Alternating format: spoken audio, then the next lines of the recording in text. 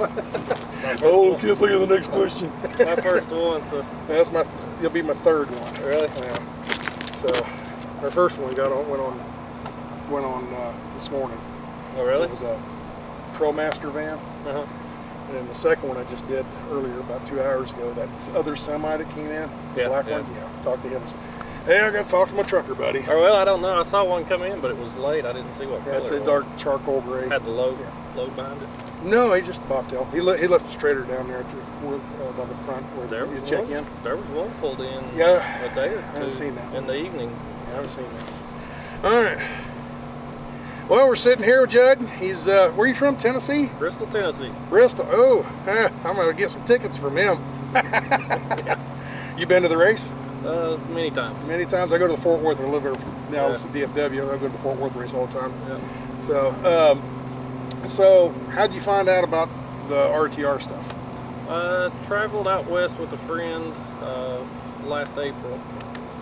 Saw people sitting in the desert. I knew what the RV people were doing. Mm-hmm. Took me a little while to figure out what the van people were doing, but Yeah. I figured that they were staying here for free. Yeah. So went home from that trip and started looking on the internet, places to camp for free, and out west. Did you come across Bob's channel or anything? It was probably one of the first. I don't remember. I was really looking at RV stuff at first. Yeah. And I'm sure his came up probably, first day or two I was looking Right. at stuff. Came Yeah. Yeah, I come across him 3 years ago maybe on his movie. That they made a documentary and he was Yeah, I part saw of it it. with Outbound. Yeah. And it just intrigued me so much. I'm like, no, this is Hitter's interview, but where I'm at with myself was I'm running a business and just the hectic chaos of day after day after running and working. And I can remember pulling up to a stoplight and looking at a homeless guy sitting there and go, he's got it made. And when you're in that situation where your life is so stressful that you think a homeless man has got a better life than you need to change something, you know. So that's kind of where mine started. But so I started looking around, and that's why I started looking at the YouTube different stuff. Well, it wasn't YouTube; it was that movie. And then just keep looking, and there's always what's that? What's that? Yeah. You know, you stumble across stuff, and that's how I come across this. But it's the uniqueness of it, and the idea that you don't have to make $1 million. If you don't live on $1 million, you don't have to make $1 million. Exactly. You know, if you just want to live an easy lifestyle, you'll make enough money to feed yourself, and you're okay. So that's kind of where I was at with it. I assume you're kind of along them same lines. Yeah, we spoke earlier. I've been self-employed most of my life. Yeah. He builds houses. He's a contractor. Yeah, and mobile home parks, got rental property. That's what really makes it where I can come out here. Okay. Yeah. But in actuality, I'm building a house right now, and everything's subcontracted, so I make some phone calls and make sure everything gets done every day. So you're working right now. Yeah. I wish I had some kind of that. What do they call that? Rotating income or passive income or something like that. Yeah, I wish I had some of that stuff, but I don't. But Yeah. Today I worked on. I'm working on savings. Just work, and put some savings away, and then hopefully I got enough to when I quit. I got enough for the rest of it. Today I've sold a mobile home over the phone, hopefully, and got a heat pump repaired. And you ain't even there. No, well, it's same thing. You know. So, so what's your plans after this? I've got to go back home. This was definitely. I bought this in August, I believe it was. Yeah, we're gonna talk about it here in a minute. So. And I set a goal to come to the RTR, and I got here 2 days late, which I felt pretty good. I wasted a lot of pretty days. I should have worked on it, but pretty days I did stuff at home, and then I had to wait. Our weather was so bad at home that that freezing cold. Yeah, so I didn't want to test the water with the high being 10 degrees every day. Okay. Well, speaking of the rig, we're going to give us the grand tour. Sure. Okay. Well, let's get up.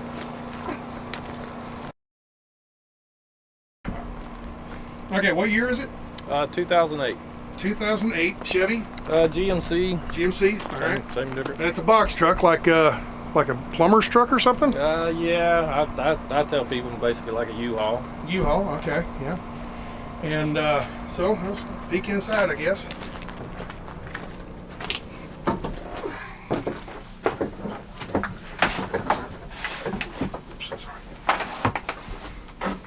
So get on in there and point things out, I guess. Oh, well, it's pretty self-explanatory. You know, it's Two befores here and a plywood there, huh?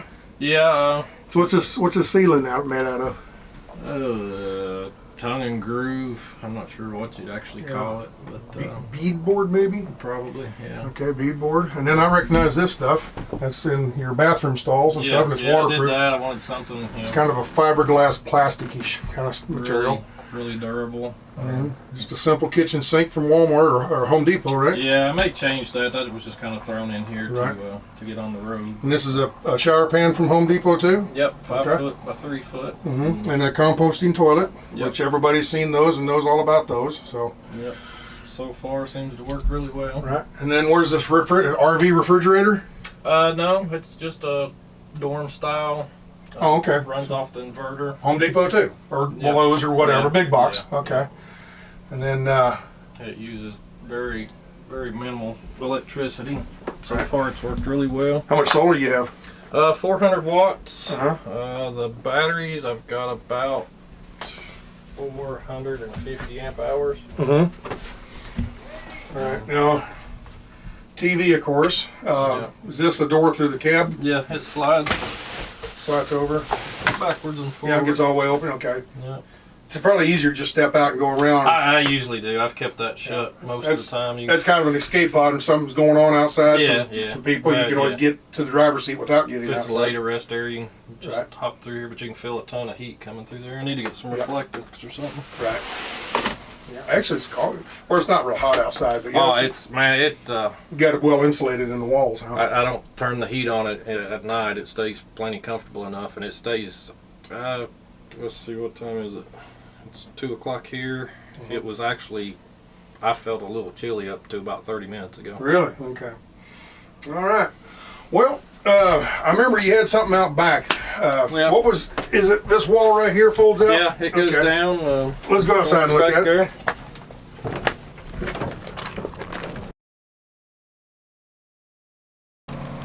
All right. So explain what you got here. This is all. I debated what I wanted. I didn't really want one solid wall, so I put hinges on this, and it'll fold down. And eventually, I'm not done with it, but you'll be able to slide the mattress out. You actually sleep outside? Sleep outside, yeah. Okay, that is unique. No, I've never seen anybody do that. Yeah, it probably is. I've seen them with doors and stuff, but the bed stays inside. Well, in reality, it's kind of based off of the fifth wheels, the patio that some of those have. Oh, like yeah, okay. All right, so you got ideas? So like I said, it's not an original idea. It's just maybe took an idea and stretched it a little farther. That's where you do all your cooking outside, or you take that inside and cook on it? That one... That's outside. I'll probably get a smaller one for inside. That one's pretty big. It's got a griddle with it, so it's. Okay, I know the water tank. What's in front of the water tank back in there? Water heater. It's a RV style.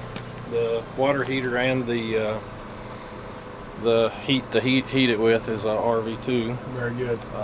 One thing I would have done probably a little different is raise this up some. More storage room. Yeah, the only. A generator, they're all just, most of them won't fit, and there may be one or two that will. Right. You think like a little Honda 200, 2000? Yeah. 2,000 watts. Be more than enough and quiet. But I don't know. So far, the solar's been plenty. Yeah. And I've got it where it charges when the trucks, if you're driving it, charges it. Now you got rack tracks up there. Is that for your solar? Yeah, that's Unistrut, my construction background. That's what I'm used to working with. So. That's how I mounted my solar on my van at home. So, and it's really sturdy. I was, you put it up there and you think, well, is the wind going to take it off? I ain't too worried about my wind on it. It gets bolted solid, I think. I went through some big wind on the way out here. It seemed to do great. So. Very good.